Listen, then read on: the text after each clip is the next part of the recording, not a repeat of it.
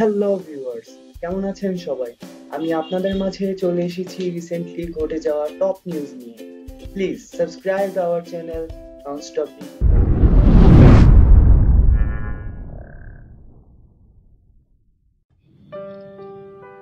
Suicide, আত্মহত্যা বা আত্মহনন এমন একটি জিনিস যেটা মানুষ ইচ্ছাকৃতভাবে বেছে নেয় না।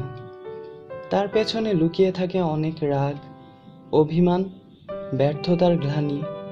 যেই তীব্র কষ্ট বুকের মধ্যে জ্বালিয়ে দেয় আগুন, তা জ্বলতে থাকে অবিরত। যে আগুন বেরোতে পারে না কোনোভাবে। যখন মানুষ এই আগুনের তীব্রতা সহ্য করতে পারে না, তখনই বেছে নেয় আত্মহননের নিন্দিত এই পথটি।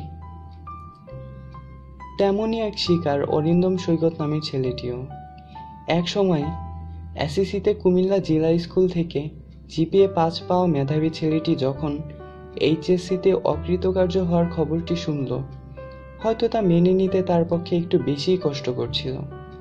তাই সেও এই পথটি বেছে নিল। চলে গেল সবাইকে ছেড়ে অন্য এক দুনিয়ায়। তার ফেসবুক স্ট্যাটাসগুলো সাক্ষী করে রেখে গেল তার দুনিয়ার পদচারণার মুহূর্তগুলোকে। রেজাল্ট শোনার পর তার ফার্স্ট স্ট্যাটাসটি ছিল, মৃত্যুই কি শ্রেয় নয়? এরপর সে একে একে স্ট্যাটাসগুলি দিতে থাকে, যা দ্বারা তার বিদায় বার্তাটি ফুটে ওঠে সবার সামনে। যেমন, হেরে গেলাম।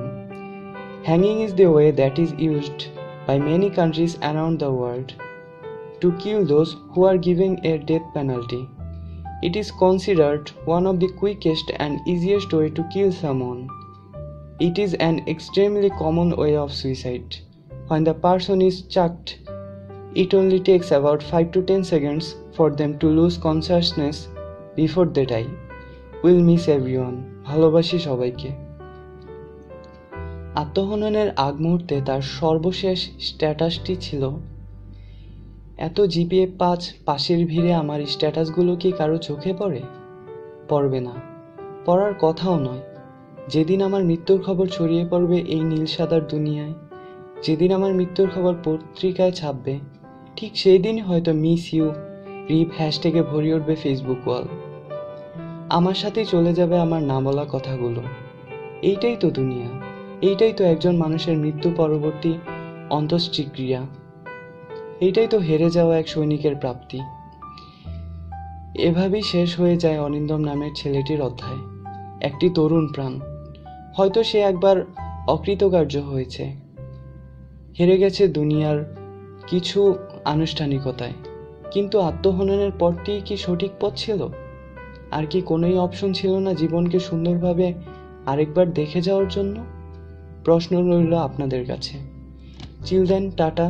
See you guys in the next video.